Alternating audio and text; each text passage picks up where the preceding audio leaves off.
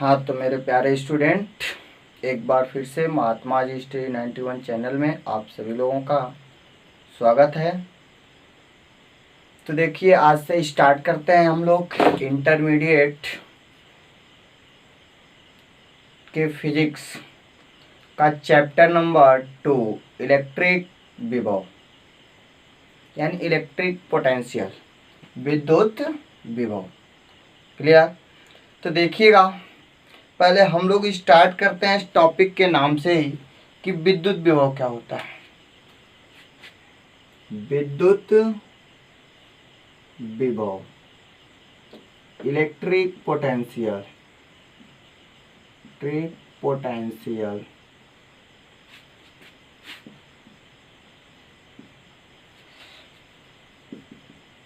देखिए, जो विद्युत विभव होता है किसी चालक के आवेश के तल की एक माप होती है। जिस प्रकार किसी तल का माप होता है उसी प्रकार ये किसी चालक के आवेश के तल की माप होती है। जैसे इसको एक समझते हैं, मान लेते हैं एक ये जल का पात्र है जिसमें जल भरा हुआ है और इसी के साइड में एक और पात्र है, इसमें भी जल भरा है। जब इन दोनों पात्रों को किसी नली की सहायता से एक दूसरे से संपर्कित कर देते हैं तो इसमें जल का प्रवाह होता है। आप देखते हैं जो जल का प्रवाह होता है जिसमें जल का तल अधिक रहेगा उससे जल का प्रवाह होता है कम तल वाले जल के पात्र में। सेम उसी प्रकार से आप ये देखते हैं कि कोई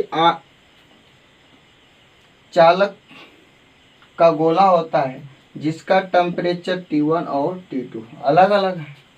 यदि इसको किसी सुचालक या तार से जोड़ देते हैं, किसी चालक से जोड़ देते हैं तो इसमें ऊष्मा का प्रवाह होता है। आप देखते हैं अधिक ऊष्मा का जो प्रवाह होता है अधिक ताप वाली वस्तु से कम ताप वाली वस्तु में। इसी तरीके से होता है, यदि हम कह दें कि इस चालक का टेम्परेचर अधिक है, यानी इस चालक का जो टेम्परेचर है, ताप का तल है, वो अधिक है, ऊंचा है, और इस चालक का के ताप का जो तल है वो कम है, तो ऊष्मा का प्रवाह किधर होगा? अधिक ताप वाली वस्तु से कम ताप वाली वस्तु में, जब तक कि दोनों का ताप समान न हो जाता है। यही पढ़े। तो इलेक्ट्रिसिटी में हम लोग क्या पढ़ते हैं कि यदि कोई चालक है दो और इस चालक को किसी चालक तार से जोड़ दिया जाता है और इस चालक के आवेश को हम मान लीजिए इसका आवेश Q1 है और इसका आवेश Q2, तो इसमें भी उस आवेश का प्रवाह होगा। अधिक तल वाले आवेश से कम तल वाले आवेश के चालक में प्रवाह होगा। तो मैं मान लेता हूँ इसका जो तल है अधिक है, तल अधिक तल वाला ये आवेश है, अधिक तल, और इसका जो है इसकी अपेक्षा कम तल वाला है, तो आवेश किधर प्रवाहित होगा? अधिक तल वाले आवेश से कम तल वाले आवेश की। दूसरी बात कि आवेश का जो तल है, हमने कहा एक विभव की क्या होती है? आवेश के तल की एक माप होती है जिसे हम लोग क्या कहते हैं? विभव। तो मैं इसका विभव मान लेता हूँ V1 और इसका विभव V2। तो यहाँ पे ये प्रोसेस निकलता है कि V1 बड़ा होगा और V2 छोटा होगा। तो आवेश की प्रवाह किधर होगी? V1 से V2 की। क्लियर? तो इस तरीके से आप इसे परिभाषित कर सकते हैं कि विभव जो होता है किसी चालक के आवेश के तल की क्या होती है? एक माप होती है। उसी को हम लोग क्या कहते हैं? विभव कहते हैं। तो आप परिभाषा बना सकते हैं, लिख भी सकते हैं, किसी चालक का विभव उस चालक के आवेश के तल की माप होती है। या दूसरी इसकी डिफिनीशन बोल सकते हैं, किसी चालक के विभव की वह अवस्था है, किसी चालक का विभव उस चालक की वह अवस्था है जिससे उस चालक के आवेश के तल के माप को निर्धारित करता है या उस चालक के आवेश के प्रवाह की दिशा को निर्धारित करता है। क्या कहलाता है? विभव कहलाता है। फिर से बोल दे रहा हूं, किसी चालक की विभव की वह अवस्था है जो आवेश के प्रवाह के दिशा को निर्धारित करता है, चालक का विभव कहलाता है। क्लियर? अब देखिएगा कुछ इसके विभव के नोट्स पॉइंट है, साथ साथ नोट करते चलेंगे। जो विभव होता है, पहला नोट पॉइंट है, विभव एक अदिश राशि है। कौन सी राशि है? अदिश राशि। इसे हम लोग इसे किससे डिनोट करते हैं? V से डिनोट करते हैं, V से प्रदर्शित करते हैं।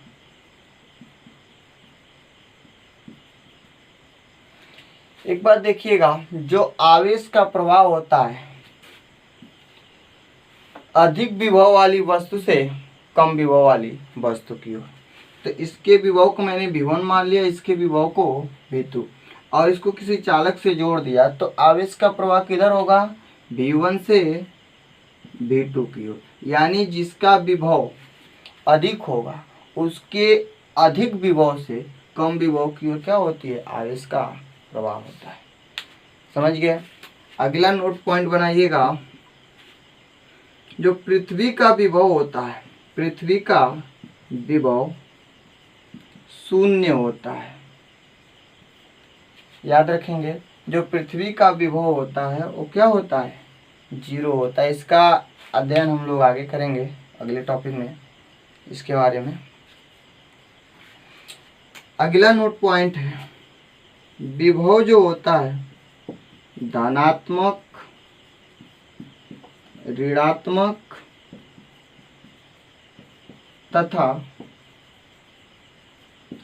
शून्य भी हो सकता है, शून्य भी हो सकता है। क्लियर?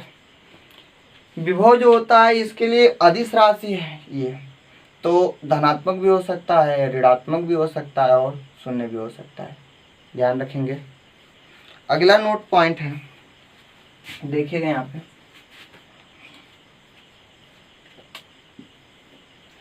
कि मान लेते हैं कोई आवेशित चालक है, आवेश है, तो इसका कुछ न इलेक्ट्रिक फील्ड होगा ना इसके चारों ओर।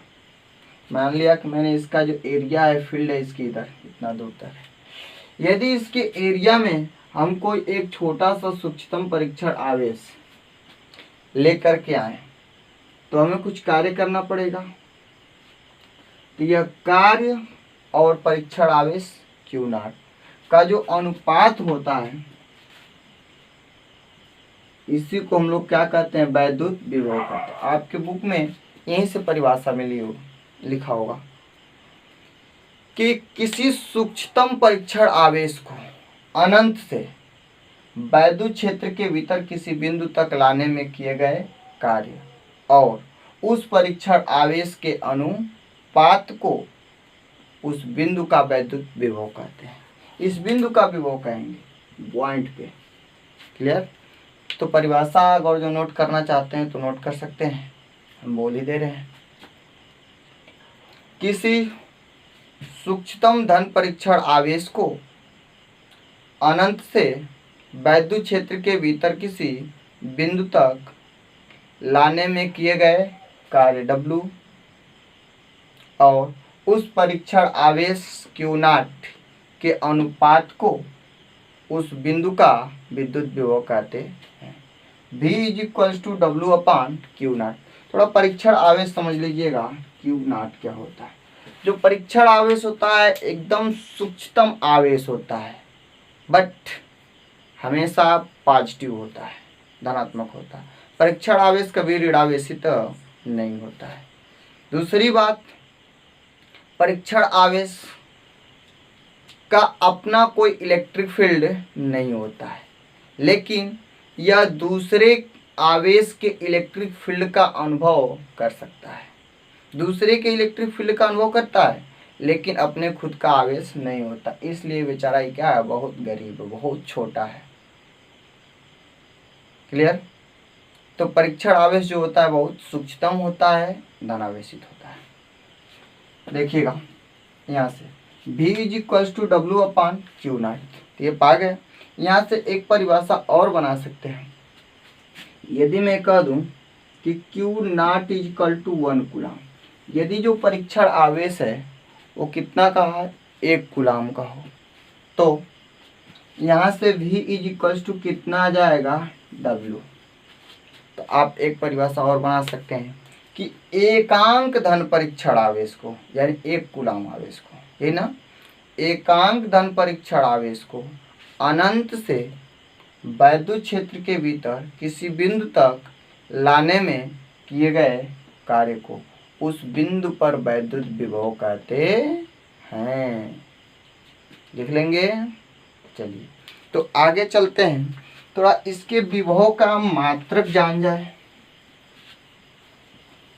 अगला नोट पॉइंट बनाइएगा, विभव का मात्रक। फार्मूला से ही पता चल रहा है विभव का मात्रक कि कार्य का मात्रक अपान आवेश का मात्रक। तो कार्य का मात्रक क्या है, जूल अपान आवेश का मात्रक कूलाम। तो क्या बोलेंगे, जूल प्रति कूलाम, या इसी को बोलते हैं वोल्ट। याद रखेंगे, जूल प्रति कूलाम या वोल्ट। क्लियर हो गया। इसी को यदि आप सीजीएस पद्धति में लिखें, किस पद्धति में, सीजीएस पद्धति में, देखिएगा सीजीएस पद्धति में कभी पूछा नहीं जाता है, लेकिन बता दे रहे हैं। जूल को क्या बोलते हैं सीजीएस में, अर्ग, अपान कूलाम को ESU। तो नोट कर लीजिएगा, अर्ग प्रति ESU। इसकी बीमा निकालिए, विभव की बीमा। विभव की बीमा डायमेंशन क्या होगा इसका, कार्य की बीमा अपान आवेश की बीमा। तो कार्य की बीमा कितना होता है, mL/2T/-2 अपान आवेश की बीमा AT। तो कितना आ जाएगा, mL/T/-3 mL/2T/-3 A/-1। देखिए भाई थोड़ा सा बीमा इसका टेढ़ा है, ध्यान रखेंगे। क्लियर। तो एक बात और बचती है कि अभी हम लोगों ने देखे हैं, अगला नोट पॉइंट बना लीजिएगा कि 1 जूल अपान कूलाम जो है 1 वोल्ट के बराबर है ना। यानी 1 जूल प्रति कूलाम होगा, तो इसको हम लोग 1 वोल्ट लिख सकते हैं। तो क्या यहाँ से 1 वोल्ट की परिभाषा भी बन सकती है। देखिएगा, यदि W is equal to 1 joule and Q not is equal to 1 coulomb, तब V is equal to W upon Q not से, V is equal to W upon Q not से क्या मिलेगा, V is equal to 1 volt. तो यहाँ से परिभाषित कर सकते हैं 1 वोल्ट की परिभाषा कि यदि एकांक धन परीक्षण आवेश को अनंत से किसी वैद्युत क्षेत्र के भीतर किसी बिंदु तक ले आने में किया गया कार्य 1 जूल हो, तो उस बिंदु पर उत्पन्न विभव 1 वोल्ट कहलाता है।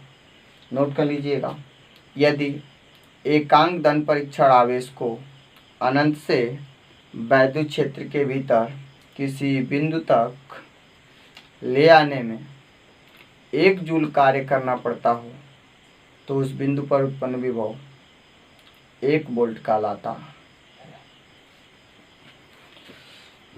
तो अगला हेडिंग अब नोट करिएगा, बनाइएगा।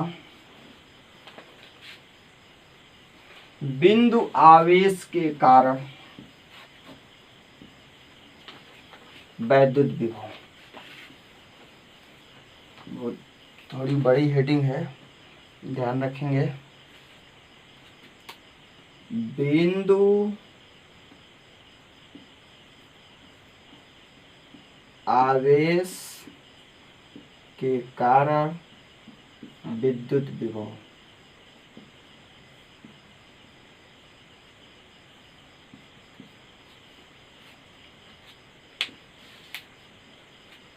बिंदु आवेश के कारण विद्युत विभव।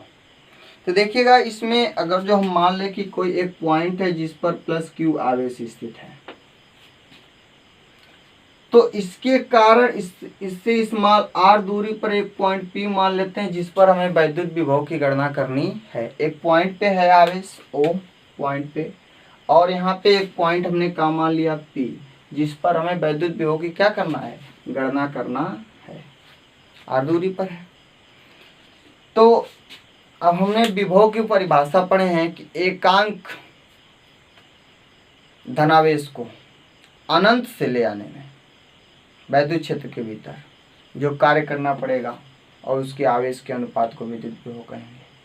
तो यहाँ से अनंत से किसी पॉइंट आवेश को लेकर आना पड़ेगा।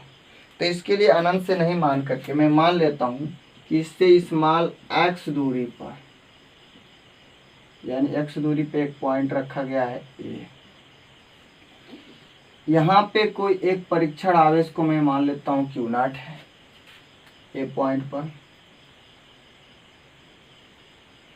तो जब पॉइंट A पर x दूरी पर एक परीक्षण आवेश Q0 है तो इसके कारण इस पर फोर्स लगेगा।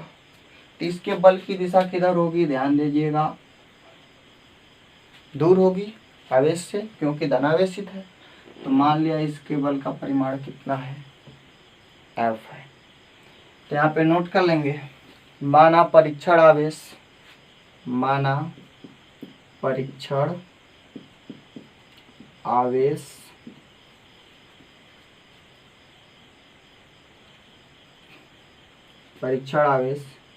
Q0 बिंदु O से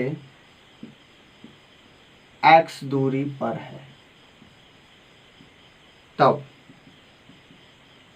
कूलाम के नियम से इस पर फोर्स लगेगा। कितना फोर्स आएगा, F is equals to 1/4 pi epsilon not Q, और यहाँ क्या है Q0, Q0 अपान डिस्टेंस कितना इसके बीच का है x, तो x square from equation number 1। Clear.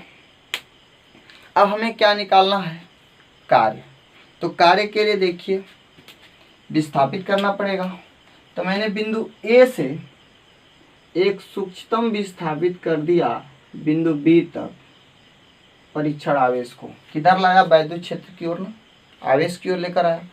तो इधर dx दूरी विस्थापित किया तो हमें एक सूक्ष्मतम कार्य भी करना पड़ेगा। कितना कार्य मिला, dw। क्लियर। तो लिखेंगे परीक्षण आवेश Q0 को dx दूरी विस्थापित करने में किया गया कार्य। परीक्षण आवेश Q0 को dx विस्थापन में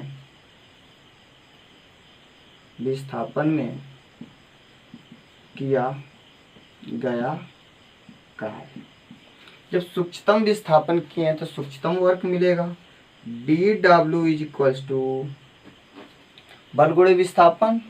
तो बल कितना है, F डॉट dx।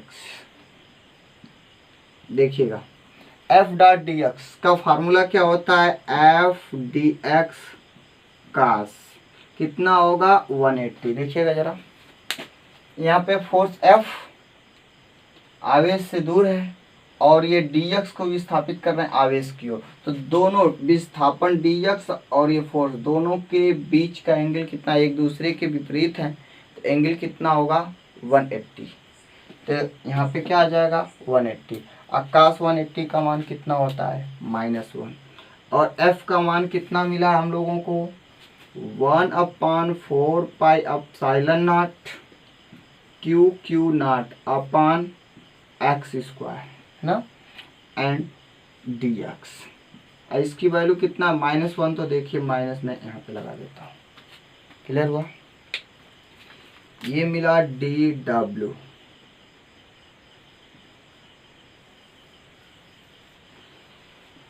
हमें वर्क क्या चाहिए अनंत से बिंदु P तक के लिए ना, तो अब लिखेंगे अनंत से परीक्षण आवेश q नॉट को r दूरी तक लाने में किया गया कार्य, यानी बिंदु P तक लाने में किया गया कार्य। बिंदु P पर विभव की गणना करनी है ना, लिखेंगे अनंत से r दूरी तक परीक्षण आवेश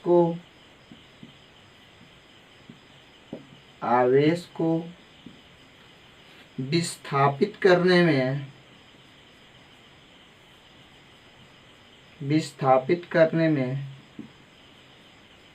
किया गया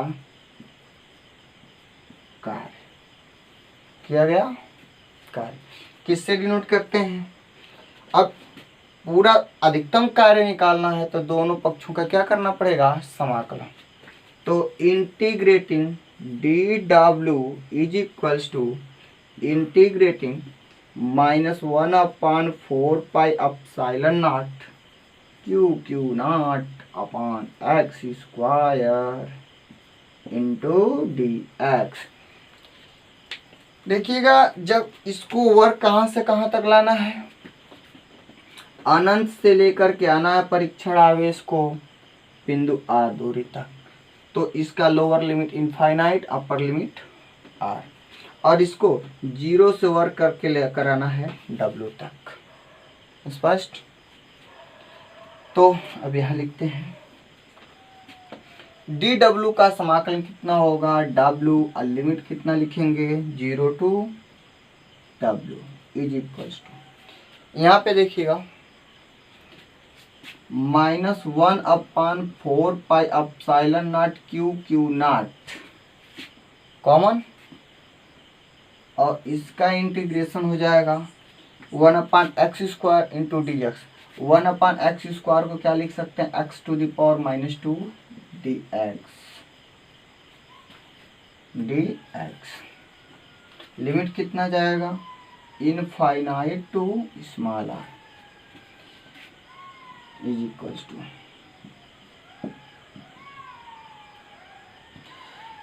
-1/4 pi epsilon not q not. एक बात ध्यान दीजिएगा कि integration of x to the power -2 dx का समाकलन कितना होगा। इसके लिए समाकलन बताया हूँ आप लोगों को, इंटीग्रेशन ऑफ समाकलन करना है तो x टू द पावर -2 + 1 एक घात जोड़ना और उतना ही से डिवाइड कर देना, -2 + 1 कितना आ गया x के पावर -1/-1। इस तरीके से -1 माइनस नीचे लगाना अच्छा नहीं लगता है, गंदी बात। तो क्या करेंगे, इसको ऊपर कर ले जाएंगे तो -1/x, देखिए x के पावर -1 को नीचे लाएंगे तो x हो जाएगा। क्लियर? तो इस तरीके से आप जान गए कि इसका समाकलन कितना मिलेगा -1/1/x। तो जल्दी लिखिए यहाँ पे -1/x होल लिमिट कितना जाएगा इनफाइनाइट टू। एक बात देखिएगा, ये माइनस जो है ये माइनस से माइनस क्या हो जाएगा, बर्बाद हो जाएगा। मैं यहीं पे इसको कैंसिल कर देते हैं। अब लिखते हैं limit, upper limit minus lower limit. तो अपर लिमिट इसका कितना है w माइनस लोअर लिमिट कितना है 0 is equals to 1/4 pi epsilon not Q not. यहाँ पे अपर लिमिट कितना है 1/x की जगह क्या लिखेंगे r, minus lower limit x की जगह पे इनफाइनाइट। 1/इनफाइनाइट की वैल्यू क्या होती है 0। ये कितना आ गया w 1/4 pi epsilon not Q not, क्या बचा 1/r, तो इसके नीचे लिख देते हैं r। ये हम लोगों को मिल गया अनंत से किसी परीक्षण आवेश को r दूरी तक विस्थापित करने में किया गया कार्य। हमें चाहिए क्या, विभव की गणना करनी है। तो अब लिखते हैं फार्मूला, B = W/Q0 से क्या होता है, B = W का मान कितना मिला है 1/4 pi epsilon not Q0 upon small r।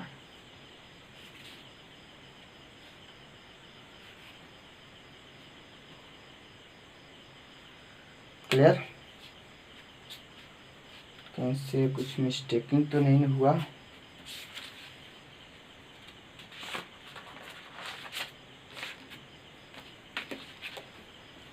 देखिएगा सही है, Q0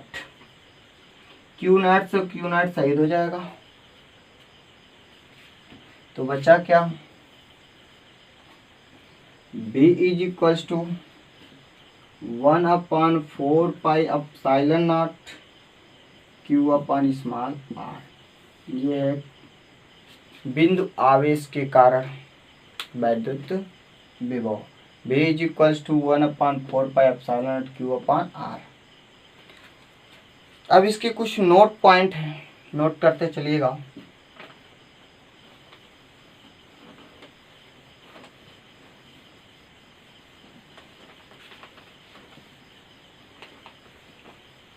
नोट पॉइंट क्या क्या है देखते रहिएगा। नोट, यदि बिंदु आवेश निर्वात में हो, बिंदु आवेश कहाँ पे हो, बिंदु आवेश निर्वात में हो, तो क्या होगा B = 1/4 pi epsilon naught Q small r। यदि बिंदु आवेश किसी माध्यम में स्थित हो, अगला नोट पॉइंट, यदि बिंदु आवेश किसी माध्यम में हो तो क्या होगा B = 1/4 पाई एप्सिलॉन नॉट के क्या है, जहाँ माध्यम का परावैद्युतांक है Q/स्मॉल r।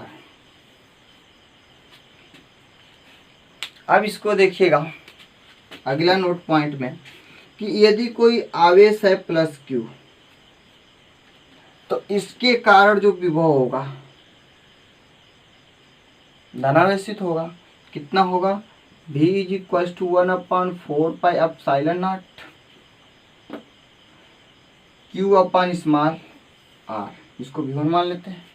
यदि आपका कोई आवेश ऋणावेशित है तो इसके कारण जो विभव मिलेगा उसका मान कितना होगा, मान लेते हैं V2। तो V2 = 1/4 पाई एप्सिलॉन नॉट, यहाँ पे -Q/स्मॉल r। ये जो विभव है अदिश राशि है, ये आवेश की जो धनात्मक या ऋणात्मक जो चिन्ह है यहाँ पे नोट कर सकते हैं। इसीलिए दिया ही है कि जो आवेश का मान होगा चिन्ह सहित रखेंगे विभव के लिए। क्लियर, विभव के लिए आवेश का मान चिन्ह सहित रखते हैं। तो यहाँ पे देखिए -Q था, यहाँ पे -Q, यहाँ पे +Q था तो +Q। चलिए आगे चलते हैं।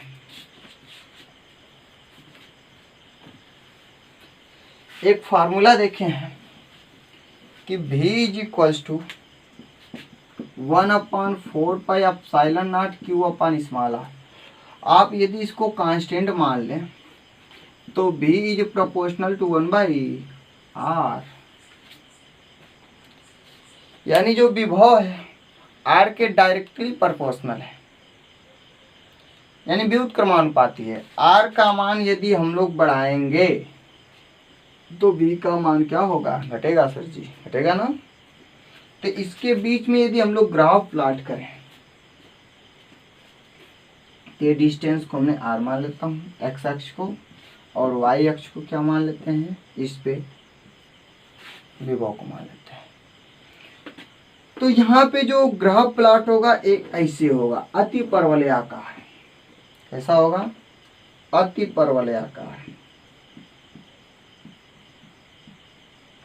यानी डिस्टेंस को बढ़ाएंगे तो विभव का मान क्या होगा, घटेगा। एक अति परवलय के रूप में इसे ग्राफ प्लॉट होगा, नोट कर लीजिएगा।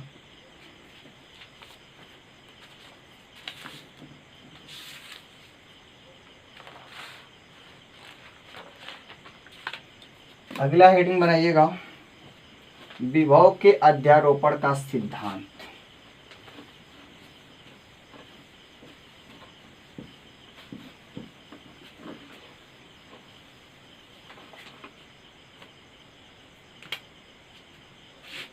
विभव के अध्यारोपण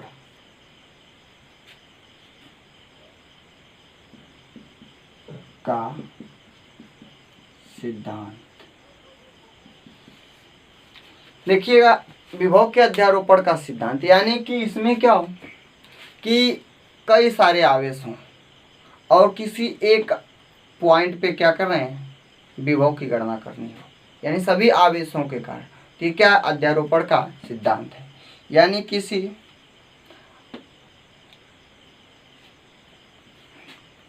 अन्य आवेशों के कारण, यानी अलग अलग कई आवेशों के कारण किसी बिंदु पर उत्पन्न विभव का परिमाण या परिणामी विभव उन अलग अलग आवेशों की विभव के सदिश योग के क्या होता है, बराबर होता है। जैसे मान लेते हैं कि कई ठी यहाँ पे आवेश है, एक Q1 यहाँ पे ऐसे ऐसे मान लेता हूँ। इस पे Q1, Q2, Q3, Q4, Q5, Q6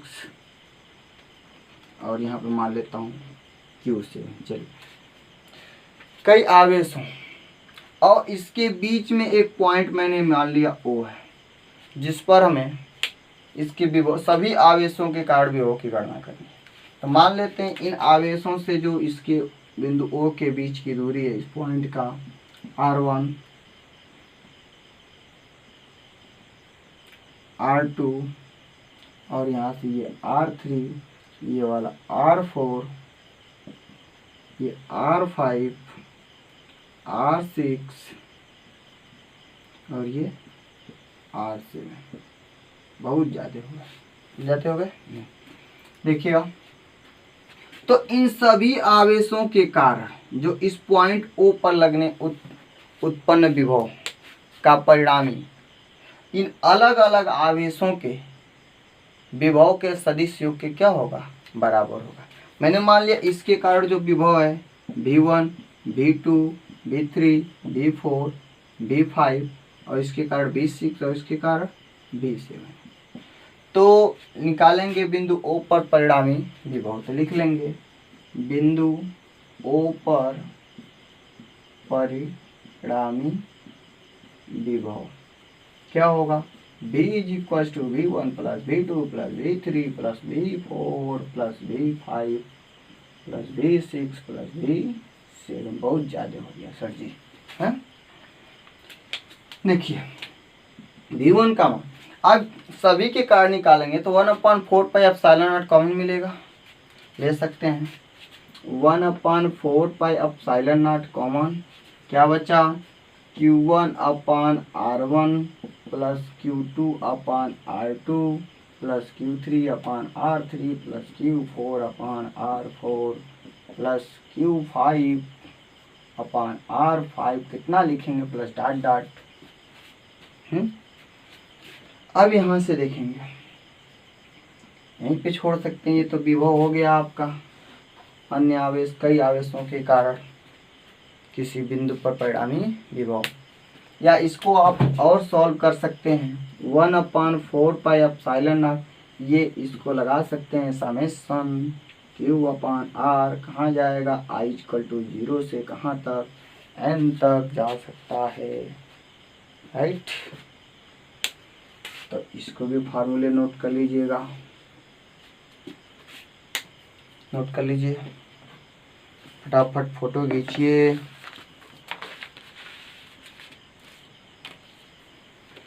चलिए इस पे कुछ क्वेश्चंस कर लेते हैं हम लोग, प्यारे प्यारे।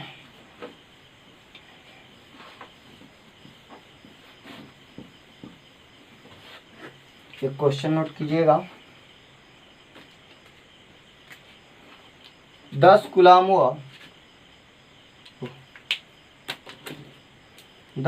व 20 कूलाम के 10 कूलाम व -20 कूलाम के आवेश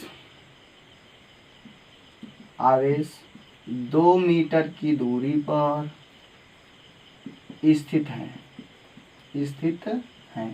तो इसके मध्य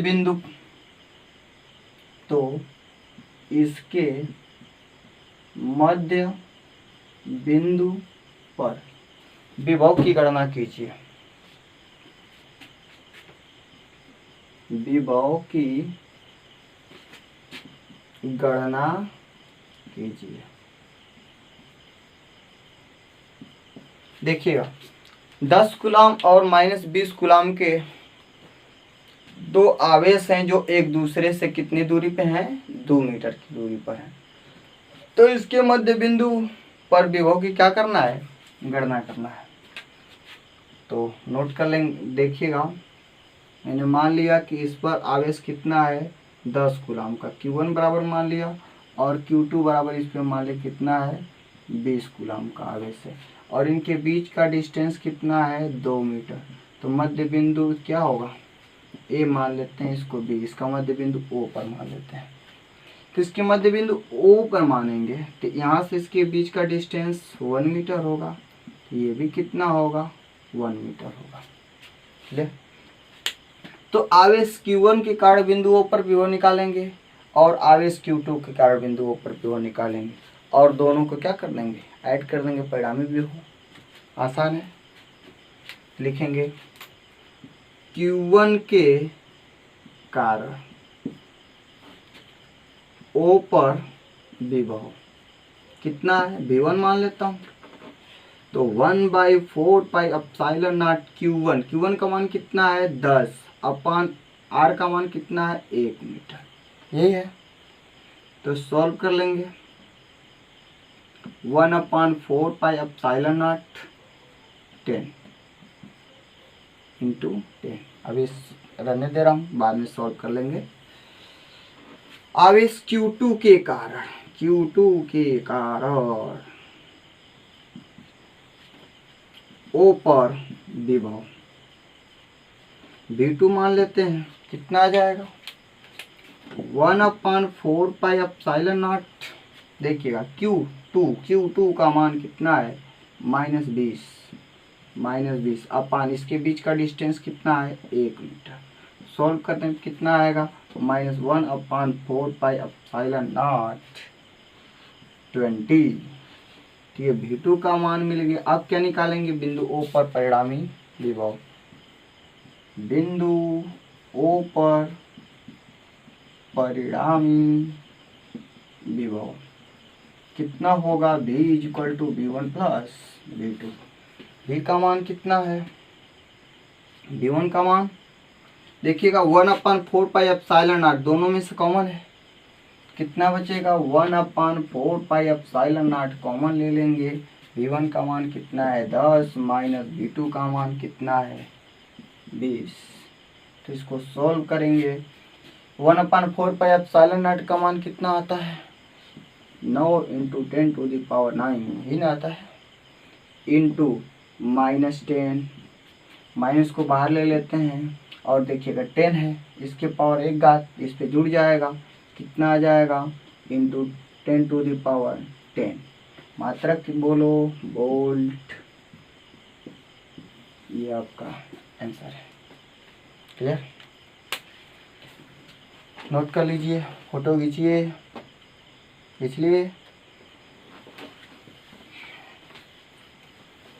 अगला क्वेश्चन नोट करिए, कुछ और इससे थोड़ा कठिन ले लिया जाए क्वेश्चन।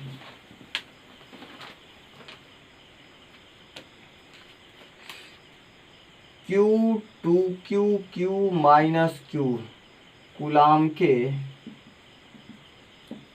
आवेश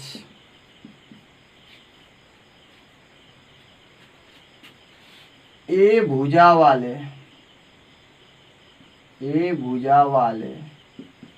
वर्ग के शीर्ष पर स्थित हैं। तो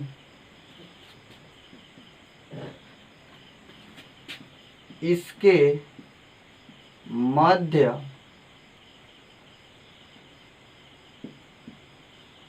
बिंदु पर विभव की गणना कीजिए। इसके मध्य बिंदु पर विभव की क्या करना है? गणना करना है। या यहाँ से लिख सकते हैं इसके केंद्र पर विभव की गणना कीजिए। दोनों बात एक ही है। केंद्र पर विभव की गणना कीजिए। तो सॉल्व करते हैं। पहले इसका वर्ग दिया है तो एक हम वर्ग बना लेते हैं। इस वर्ग का नाम दे दीजिए ABCD। इस पर आवेश, इस पर जो आवेश है कितना है? Q। इस पर कितना है? 2Q। इस पर कितना है? Q। और इस पर कितना है? -Q आवेश। प्रत्येक भुजा की लंबाई कितना है? A है। तो ये A है तो इसका भी A है, इसका भी A है और इसका भी A है। इसके केंद्र पर विभव की गणना करनी है। तो केंद्र कहाँ होगा? जहाँ पे दोनों विकर्ण एक दूसरे से क्या करेंगे? कटेंगे, मिलेंगे, जुड़ेंगे, ठीक ना? तो मान लेता हूँ इसके सेंटर कहाँ आ गया? बिंदु O पर। तो इसके कारण बिंदु O पर विभव, इसके कारण बिंदु O पर विभव, इसके कारण और इसके कारण, सभी के कारण निकालेंगे और इसको ऐड कर देंगे। तो देखिए, इस आवेश के कारण इस पर विभव, इसके कारण मैंने इस पे विभव मान लिया V1 है, इसके कारण मान लिया V2 है, इसके कारण V3 है और इसके कारण V4 है। मान लिया। तो डायरेक्ट लिख देते हैं बिंदु O पर परिणामी विभव, बिंदु O पर परिणामी विभव क्या होगा? V = V1 + V2 + V3 + V4।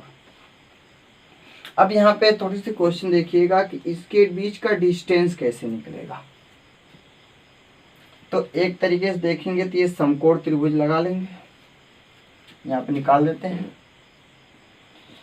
तो पाइथागोरस का प्रमेय लगाएंगे। तो कर्ण का वर्ग = लंब का वर्ग धन आधार का वर्ग। तो इसके कर्ण का वर्ग कितना होगा? BD का स्क्वायर बराबर BC का स्क्वायर प्लस DC का स्क्वायर। BD का स्क्वायर पता लगाना है, BC का मतलब A² प्लस A²। सॉल्व करेंगे कितना आएगा? 2A²। BD का स्क्वायर = 2A²। वर्ग घटाएंगे तो रूट लगेगा, कितना आ जाएगा? A√2। अब ये देखिएगा BD जो है पूरे विकर्ण की लंबाई है, इसकी आधी जो लंबाई होगा इसके केंद्र से लंबाई होगा। तो अब लिखेंगे यहाँ पे ये OA बराबर OB, OA और OB बराबर OC बराबर OD बराबर कितना? इसका आधा हो जाएगा। तो इसका आधा करेंगे तो a√2/2 कैंसिल करेंगे तो a/√2 आएगा। क्लियर? तो देखिएगा यहाँ से v1 का मान निकालेंगे तो 1/4 pi epsilon not q upon distance, यही ना। तो नोट करते हैं 1/4 pi epsilon not q upon r की जगह पे ये a/√2 प्लस v2 का मान 1/4 pi epsilon not 2q upon a/√2 plus 1/4 pi epsilon not q3, यही ना, q अपॉन a/√2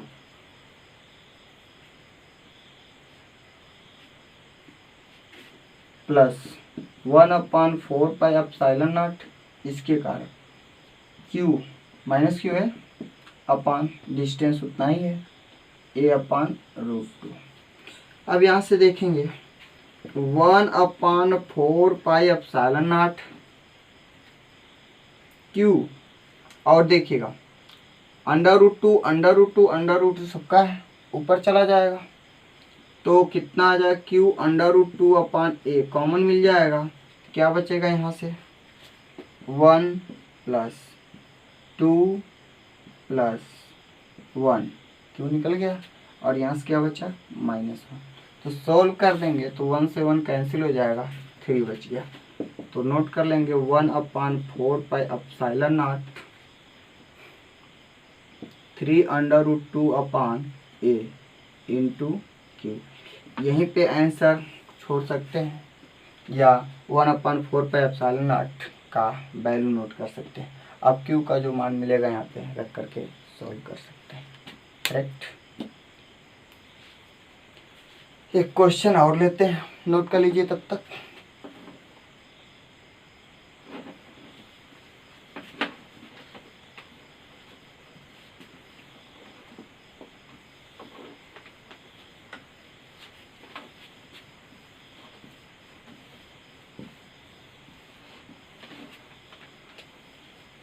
नोट करिए, 1 कूलाम व -1 कूलाम के कई आवेश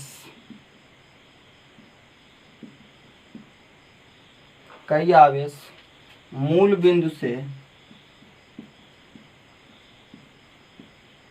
x अक्ष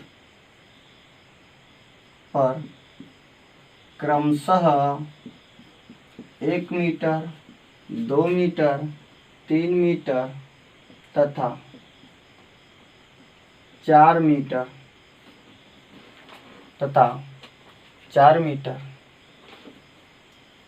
की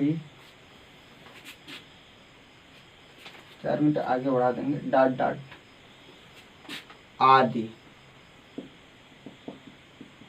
की दूरी पर स्थित है।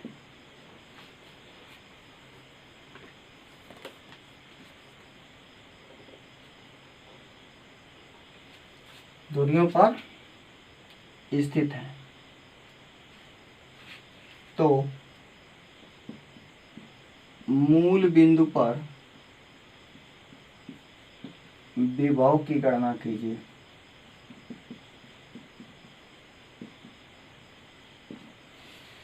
देखिएगा कह रहा 1 कूलाम वो -1 कूलाम के कई आवेश हैं, ढेर सारे आवेश हैं जो मूल बिंदु से x अक्ष पर क्रमशः 1 मीटर, 2 मीटर, 3 मीटर, 4 मीटर ऐसे डॉट डॉट करके क्रम से स्थित हैं। तो उसके केंद्र पर विभव की क्या करना है, गणना करना है। देखिएगा कठिन नहीं है, ऐसे समझिए फिगर से। ये x अक्ष है, ये y अक्ष है, ये y डैश बोलते हैं, इसको x डैश बोलते हैं। ये क्या है, ओरिजिन पॉइंट। इसकी जो ओरिजिन से डिस्टेंस मैंने मान लेता हूँ ये 1 मीटर की दूरी पर है। ये कितना है 2, ये है 3 और इसको मान लेते हैं 4। तो इस पर आवेश कितने हैं, पहले कितना है 1 कूलाम का आवेश।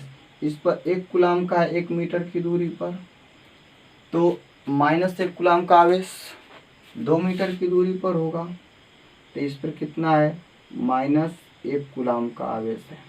कितने डिस्टेंस पे ओरिजिन से 2 मीटर की दूरी पर है। और 3 मीटर की दूरी पर कितना आवेश है 1 कूलम का आवेश। और 4 मीटर की दूरी पर कौन सा आवेश है -1 कूलम का आवेश है, -1 कूलम का। तो आगे 5वें मीटर पे कौन सा होगा 1 कूलम आएगा, 6वें मीटर पे कौन आएगा -1 कूलम। इस तरीके से क्रम से क्या होते हैं चलते जा रहे हैं। तो इस पे क्या करना है, इसके सेंटर पे केंद्र पर विभव की क्या करना है गणना करना है। तो ध्यान से देखिएगा, लिखेंगे बिंदु O पर परिणामी विभव, बिंदु O पर परिणामी विभव V is equal to V1 plus V2 plus V3 plus V4 plus V5, ऐसे ही चलेंगे। मान लेता हूँ इसके कारण विभव कितना है V1, इस पर V2, और इसके कारण कितना है V3, और इसके कारण कितना है V4। तो क्या लिखेंगे V1 plus V2 plus V3 plus V4 plus dot dot, यही ना होगा। तो सब में से 1/4 पाई एप्सिलॉन नॉट कॉमन मिल जाएगा। तो देखिएगा 1/4 पाई एप्सिलॉन नॉट कॉमन मिलेगा, Q/R बचा है। तो पहला के लिए लिखेंगे तो कितना आएगा 1/R का मान कितना है 1, और देखिए इसका माइनस है 1/2 मीटर, प्लस इसका कितना हो जाएगा 1/3 मीटर, माइनस 1/4, इसका माइनस है ना, ऐसे प्लस डॉट डॉट चलते रहेंगे। ठीक है, तो ये आपका विभव, यहीं पे आपका आंसर कलेक्ट हो जाता है। लेकिन और मैथमेटिक्स इसमें सॉल्व करेंगे तो देखिएगा आगे। आप लोगों ने एक फार्मूला पढ़े हैं log x प्लस 1 का, क्या होता है 1 minus x square upon 2 plus x³ minus x⁴/4 plus x⁵/5 minus x⁶/6 plus dot dot, ऐसे चलते हैं। यदि मैं यहाँ पे ध्यान समझिएगा x = 1 मान लें, x = 1, तो क्या मिलेगा log x की जगह क्या लिखेंगे 1 प्लस 1, इसका बेस ही रहता है, is equal to 1 minus x के प्लेस पे 1 का स्क्वायर तो 1 ही होगा, 1/2 plus 1/3 minus 1/4 plus 1/5 minus 1/6 plus dot dot. तो क्या ये प्रोसेस नहीं बन गया? आप इसे नोट कर सकते हैं, 1 लिख सकते हैं। तो इसका वैल्यू कितना आया 112, तो कितना आ गया log 2 बेस e। तो अब बताइए क्या इसको यहाँ से नोट कर सकते हैं, v = 1/4 pi epsilon not log 2 base e, ऐसे इसकी काउंटिंग कर लेंगे। और इसका वैल्यू रखना चाहेंगे तो लिख सकते हैं 9 × 10⁹ और log 2 का वैल्यू सॉल्व कर लेंगे। क्लियर हो गया? तो ऐसे आप लोग सॉल्व करते रहें। अगला हेडिंग देखते हैं, तब तक के लिए नोट कर लीजिए।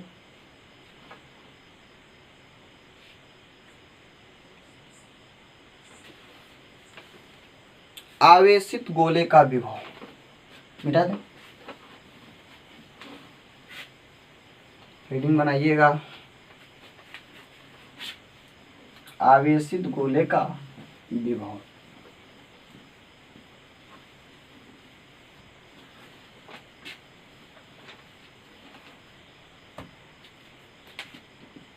आवेशित गोले का विभव, यानी कोई गोला होगा आवेशित होगा। जैसे कि एक गोला है, इस पे एक समान रूप से कोई आवेश वितरित है, Q आवेश मान लेते हैं, प्लस Q। तो इसकी और त्रिज्या मैंने मान लेता क्या है कैपिटल R। तो हम इसके कारण जो विभव 3 रूप से प्राप्त कर सकते हैं, इसके बाहर, इसके पृष्ठ पर और इसके भीतर। तो पहले इसके पृष्ठ पर निकालते हैं विभव। विभव का फार्मूला क्या पढ़े हैं, V equals to 1/4 pi epsilon not Q upon small r। तो इसके पृष्ठ पर निकालेंगे, तो पृष्ठ के लिए क्या होगा, स्मॉल r जो होगा वो कैपिटल R के बराबर होगा। तो यहाँ पे विभव क्या हो जाएगा, 1/4 pi epsilon not Q upon capital R। एक बात ध्यान रखेंगे, ये जो फार्मूला है पृष्ठ पर है, पृष्ठ के लिए है, और इसके भीतर के लिए, आंतरिक बिंदु पर भी है, इसके पृष्ठ के भीतर भी, पृष्ठ के भीतर के लिए। अब देखिएगा पृष्ठ के बाहर, यदि इस गोला है, इसकी त्रिज्या तो स्मॉल कैपिटल R है। अगर जिससे स्मॉल r दूरी पर इसके बाहर कोई पॉइंट P ले लें, इस पर विभव निकालना होगा। तो क्या आएगा, पृष्ठ के क्या है, बाहर,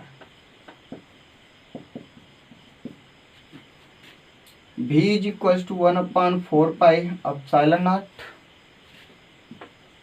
Q अपॉन स्मॉल r, ये होगा। नोट कर लीजिएगा फार्मूला, पूछा नहीं जाता लेकिन इस पे क्वेश्चन सॉल्व किए जाएंगे।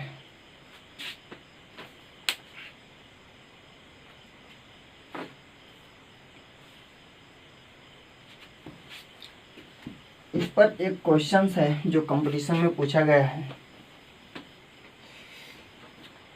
क्वेश्चन ये है कि 2 आवेशित गोले हैं,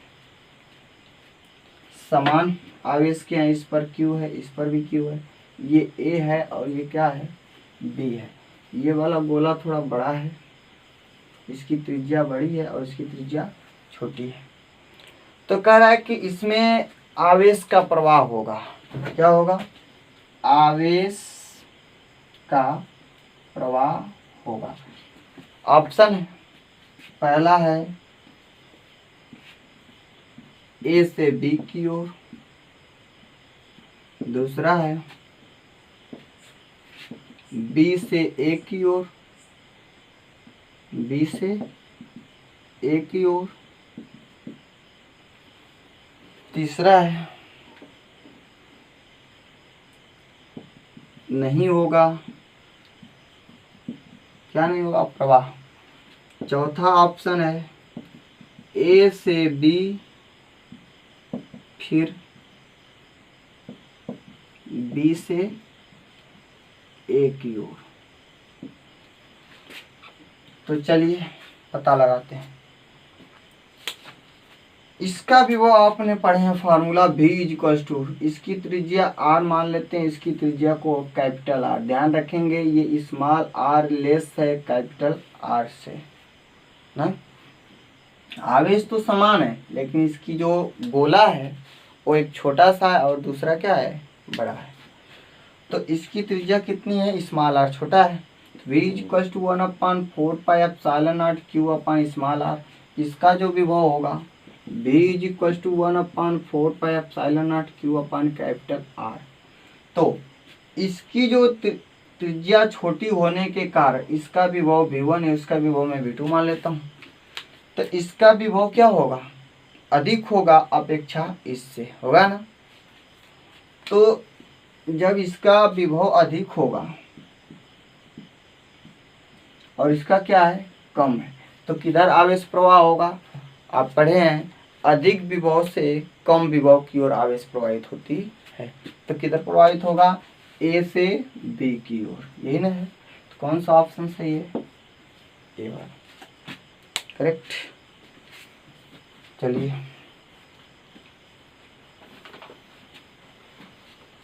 अगला हेडिंग बनाइए, इलेक्ट्रॉन बोल्ट।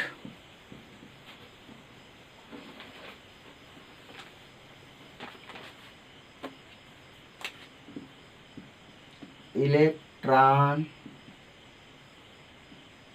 बोल्ट।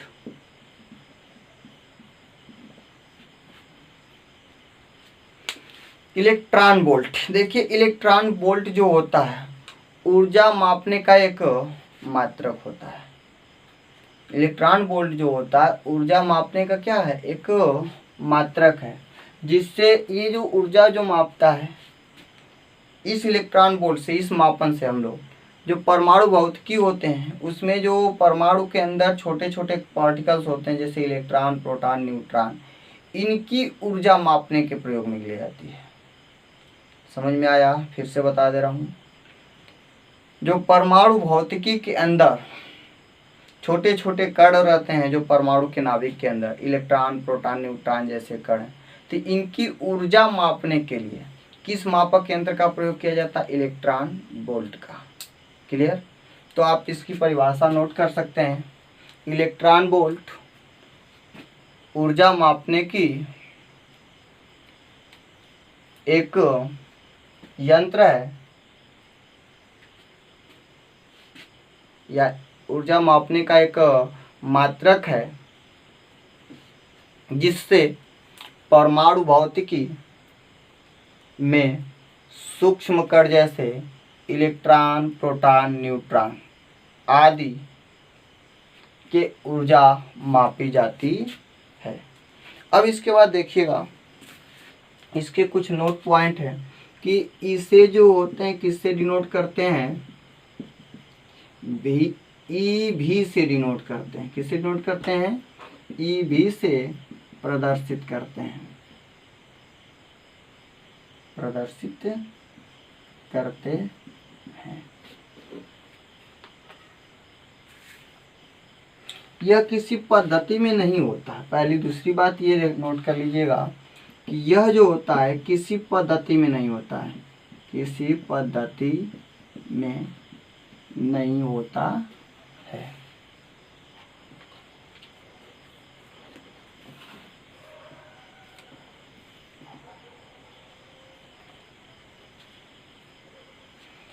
इसकी एक परिभाषा, इसको परिभाषा के रूप में इसका नोट पॉइंट बना सकते हैं कि इलेक्ट्रॉन वोल्ट, इलेक्ट्रॉन वोल्ट, एक इलेक्ट्रॉन वोल्ट होता क्या है? यानी कि किसी चालक को एक इलेक्ट्रॉन या एक इलेक्ट्रॉन को 1 वोल्ट विभवांतर द्वारा त्वरित करने में जो ऊर्जा प्राप्त होती है उसे हम लोग क्या कहते हैं? 1 इलेक्ट्रॉन वोल्ट कहते हैं। नोट कर सकते हैं। किसी एक इलेक्ट्रॉन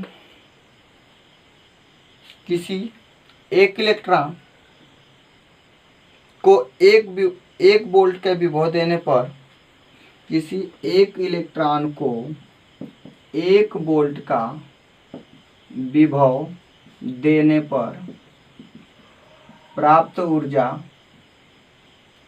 1 इलेक्ट्रॉन वोल्ट कहलाती है।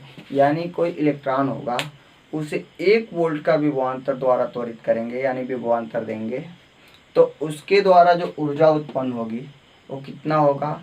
1 इलेक्ट्रॉन वोल्ट के तुल्य होगा।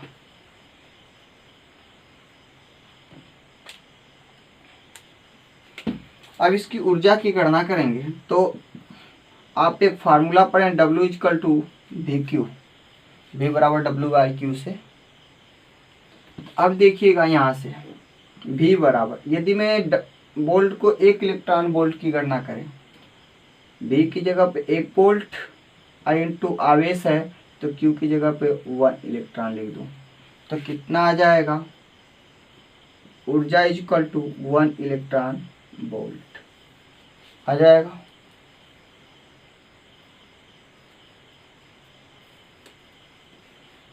अब 1 इलेक्ट्रॉन, आपने देखा है कि 1 इलेक्ट्रॉन पर आवेश कितना होता है? 1.6 × 10⁻19 कूलम। तो यहाँ से W का मान निकाल सकते हैं 1 इंटू, देखिएगा 1.6 इंटू 10⁻19, ये किसके बराबर हो जाएगा? जूल के। अरे भाई, W=VQ, V=1 volt into 1 electron. 1 electron पे चार्ज कितना होता है? 1.6 इंटू 10⁻19 कूलम। आई इंटू 1 वोल्ट है, तो कूलाम इंटू वोल्ट क्या होता है, 1 जूल के बराबर होता है। करेक्ट। तो आप यहाँ से इलेक्ट्रॉन इसको दिखा सकते हैं, 1 electron volt is equal to 1.6 into 10⁻⁻19 joule. Correct, बहुत अच्छा।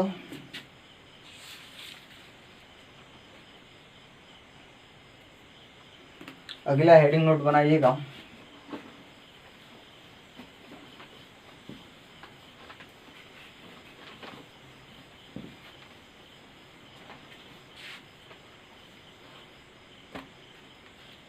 किसी आवेशित कण को, किसी आवेशित कण को विभव देने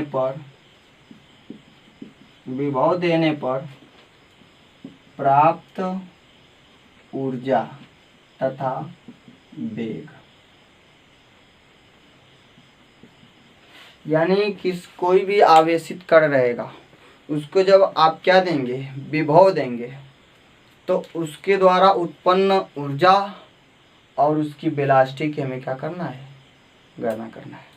तो मान लेते हैं कि कोई क्यू कूलाम का आवेश है जिसे v वोल्ट का विभवांतर दिया जाता है, तो माना प्लस क्यू कूलाम आवेश को,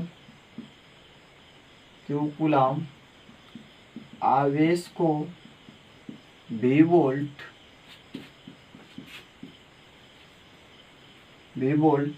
का विभव दिया जाता है, तब उसको प्राप्त ऊर्जा को किससे डिनोट करेंगे, W से। W इक्वल टू आपने फार्मूला पढ़ा है B इंटू क्यू, यही ना ऊर्जा होगा। W equal to B Q के क्या होगा, बराबर होगा।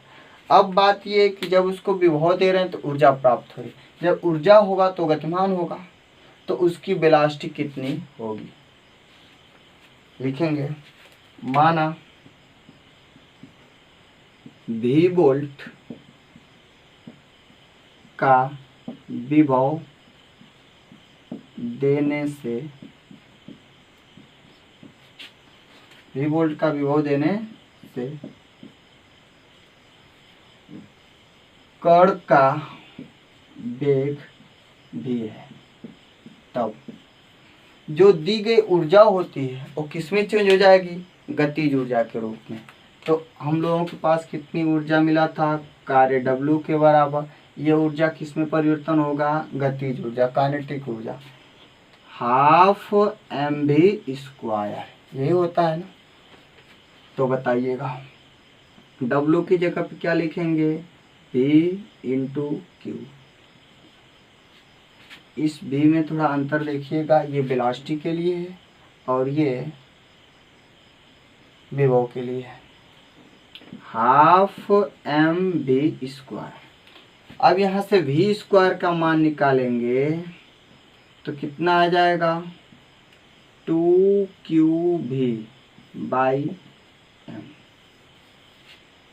आगे देखिएगा, v इज इक्वल टू कितना आ जाएगा, √2qv/m।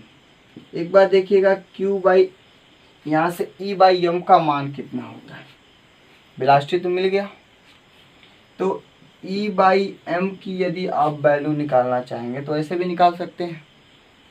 E का मान कितना होता है, 1.6 × 10⁻⁻19 कूलाम, अपन m का मान 3.1 इंटू 10⁻⁻31। इसे सोल्व करेंगे तो कितना आएगा, लगभग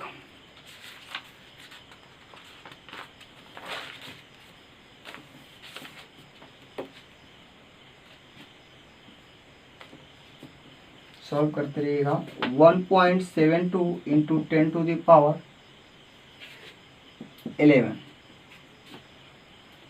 आवेश और ये क्या है, द्रव्यमान है, तो लिख सकते हैं कूलाम प्रति किलोग्राम। E/m का ये मान है। तो इसमें आप इसको रख करके सॉल्व भी कर सकते हैं।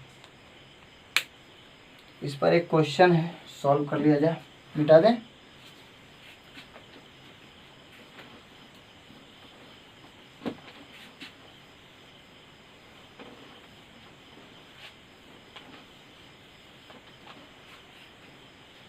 क्वेश्चन है, किसी एक इलेक्ट्रॉन को 1 लाख वोल्ट का विभव 1 लाख वोल्ट का विभव देने पर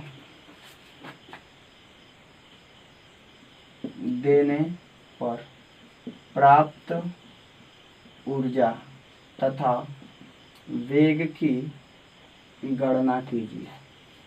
चलिए जल्दी गणना कीजिए।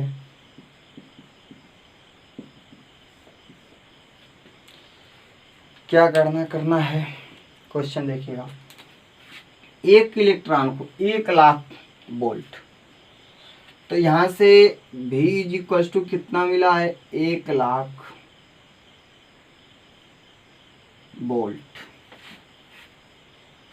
जब इसको विभव से द्वारा त्वरित किया जाएगा तो इसमें ऊर्जा कितना होगा, तो Q is equal to 1 electron के इक्वल्स है, और 1 इलेक्ट्रॉन का मतलब कितना हो गया, 1.6 × 10⁻⁻19 कूलम। अब ऊर्जा निकालेंगे तो ऊर्जा इक्वल टू कितना होगा, W equal to VQ। V की वैल्यू बतलाइए, 1 लाख इंटू इसका मान कितना है, 1.6 × 10⁻⁻90। तो कितना सॉल्व करने पर आ जाएगा, 1.6 × 10⁻, 5 शून्य से समाप्त हो जाएगा, तो -40 जूल। अब इसका निकालना है वेलोसिटी। तो अभी आप फार्मूला पढ़े हैं, V is equal to √2qV/m। m का मतलब एक ही कूलम है, q का मान, तो आप 1 कितना, 1/q/m का मान पा चुके हैं।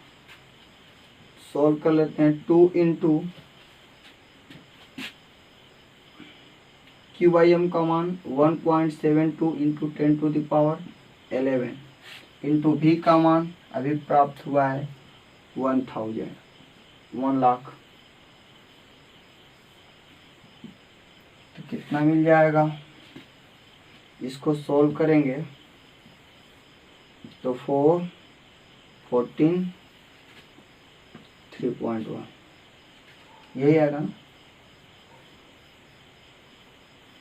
इंटू 10⁵ और 11 16। तो सॉल्व करेंगे तो इसका लगभग में मैं मान लेता हूँ 2 लगभग समथिंग वेलोसिटी, 2 नहीं होगा लेकिन 2 के लगभग में आएगा। 2 × 10⁸ मीटर पर सेकेंड। सॉल्व करते रहेंगे।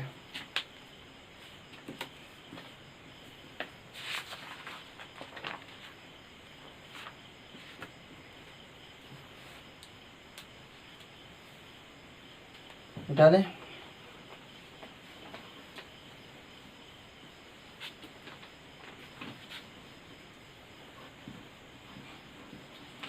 अगला हेडिंग है, यन समान रूप से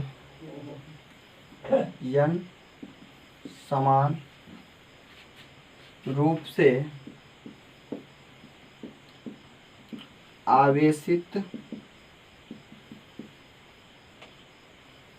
बूंदों, यन समान रूप से आवेशित बूंदों को मिलाकर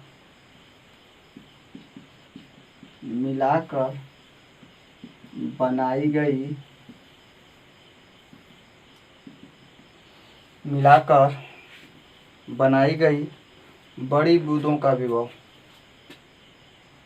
बड़ी बूंदों का विभव।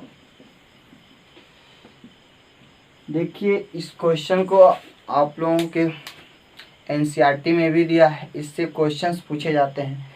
n समान रूप से आवेशित बुधों, जैसे 100 समान रूप से आवेशित बुध मान सकते हैं, 64 समान रूप से आवेशित बुध मान सकते हैं, ऐसे कितनाओं भी हो सकता है।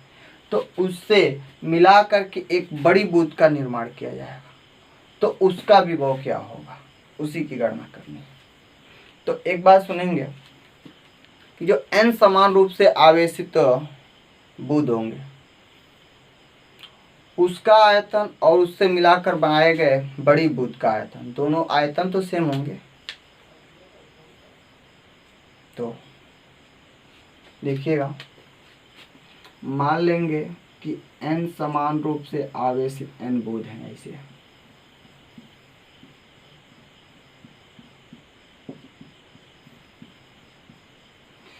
जिसके आवेश कितना है, इस पर मान लिया आवेश प्रत्येक पर q है और इसकी रेडियस कितना है, स्मॉल r है। तो इन सबको मिला करके एक बड़ी बूंद बल्कि बूंदा बना दी, जिसकी त्रिज्या हमने मान लिया कैपिटल R है।